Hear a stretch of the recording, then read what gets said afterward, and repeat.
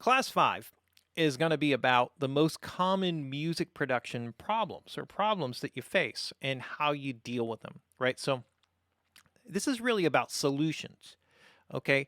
Every music production will present a challenge. It will present problems. It will be things that will just frustrate you and drive you crazy. And if it doesn't, then you're not working hard enough on it. That's kind of what it is. So, anybody who's gone about the process of writing a song, creating a music production, recording somebody, you always run into problems, right? Maybe it's something is technical problem, like the mic keeps popping. So you have to figure out, like the person, whenever they have a word with the letter P in it, it just pop, pop, pop, pop, pop, driving you crazy. So what you have to do is you have to figure out, well, how do you solve that problem? You get a pop filter. It's like, oh, the pop filter doesn't work. You get two pop filters, right? You tape a Sharpie to the phone, to the microphone, right? Whatever it is that you do, you figure out some way to make it so that the popping doesn't happen. You figure out a technical way around that problem. When you do, then whenever you're faced with that problem again, you know exactly what to do, right? So there's always a learning experience, right? And those learning experiences start off really big, major problems, right? And things that you are really frustrated with. But when you find that solution, those problems don't happen again. They fade off into the past. And what really happens is that over time, those problems still exist. They just become smaller and easier to deal with, and you have a bigger arsenal of solutions. Okay. Now, one of the major problems of music production is that the production is not exciting and it's not working, right? So you put it together and it just doesn't draw interest. People listen to it, and after the intro and the first verse, they're talking about like whether you should get what size chicken McNuggets you should get from McDonald's. You're gonna go get something to eat. Are you hungry? In the middle of the song, it's like, okay, this isn't working. Okay. Um, and the important thing about really evaluating a production, because it's easy to lose your objectivity, right, or your understanding of what something is good or not, is not about asking people what they think, but about watching people and how they respond, right? This is really important, okay?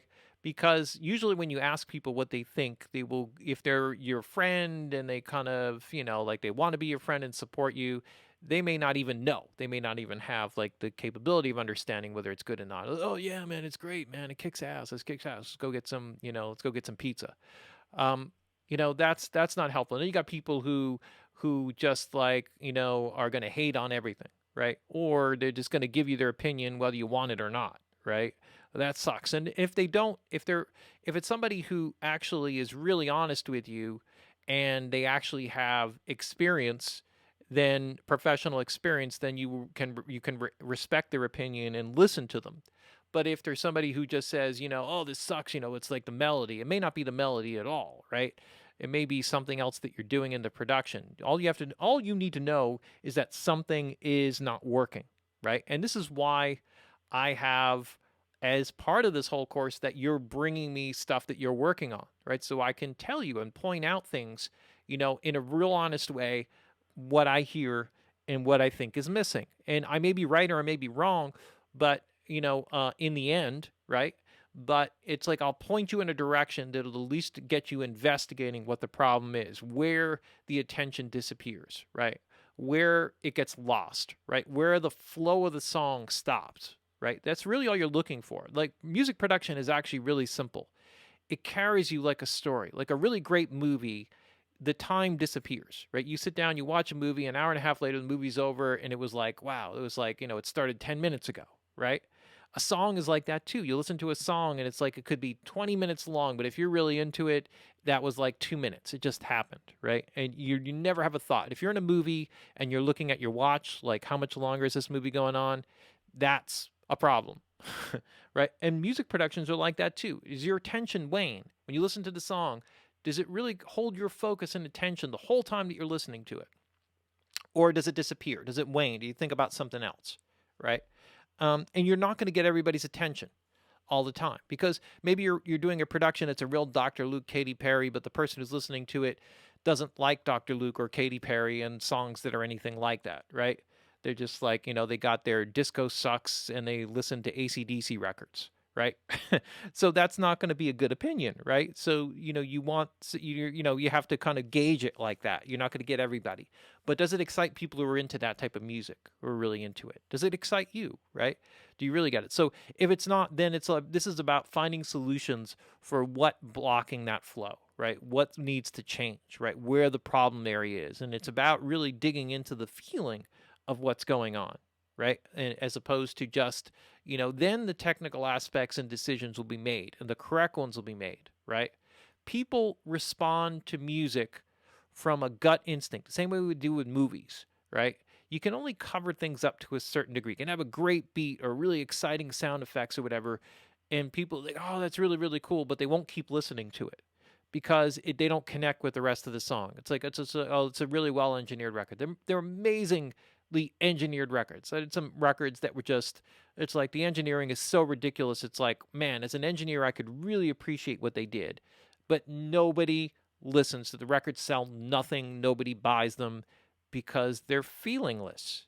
And if they're feelingless, if there's no appreciation for that, if it's like it's great engineering, but that runs over the artist, and so the artist's personality doesn't come across, nobody connects with that.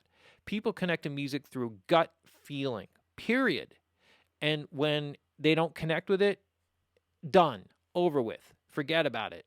3 minutes later, after hearing the song, you say, "Can you sing the melody?" They're like, "What song? What melody? What are you talking about?" Right? And you can't have that. So that's where, you have to work on things and understand what's working, what's connecting with people, what are people singing, what are people remembering. If you play a song for somebody, right? And then a half hour later, it's like, oh, dude, man, I got to go to the bathroom. And they start singing the melody of that song as they're walking away to the bathroom. Boom, you got it, right? You made the connection. You made the connection, right? That's what it's all about, right? And the other thing is, like, how do you stop productions from dragging on too long? And this is something that you can there's a couple parts to this. Sometimes a music production takes too long because you're just so particular about every little aspect that you beat the life out of it, and you lose your perspective because you just work on it too much. So there's a balance in there that needs to be taken, and sometimes it's because you're collaborating with people who aren't getting the job done in the time frame that you want to get it done. Maybe you have an artist that is, really procrastinating about working on the song and getting into the studio, right? And you need to learn how to deal with that, right? One of the other ones, and there are many examples of that, which we'll get into. Also, creative conflicts. Maybe you have a different vision of the record and the song from the other persons that you're working with, right? And so there is, how do you deal with that, right? How do you compromise? Maybe it means ending your relationship with them and finishing that. And that gets into the business of the BIZ of MP, which is about renegotiating deals, right? Maybe you need to renegotiate. Maybe you need to write somebody out of it. Sometimes a really good way to structure a contract with somebody is that, they get their part if they finish the production with you, right? That's part of the deal. That consummates the deal, right? And if they don't, then they're out entirely, right? So maybe it's like you get somebody to work with you who's a writer, whatever, a programmer or whatever, and it's like, okay, if they complete the project with you, they get paid, right? And if they don't, then they don't, right? Or they don't get any piece of what's going on, right? The main thing is lose your objectivity, and this is where if you work on something too long, the more you listen to something, the harder it is to be objective about it, right? And sometimes you have to put something down for a couple weeks, right, or a month, and come back to it, right, and listen to it, and then you have a fresh ear. You've exposed yourself to a bunch of other stuff, and it's important that when you're working on something that you are always listening to other things, that is not 100% of your focus. Because if you just keep focusing on your song, there's an effect called a burn-in that happens, where if you just keep listening to something over and over again, right, that it gets burned into your head, and then you basically think because it's easy to remember, well, no, it's just you just played it over and over again, right? You've built in this neurological pattern in your brain which just repeats the song over and over again.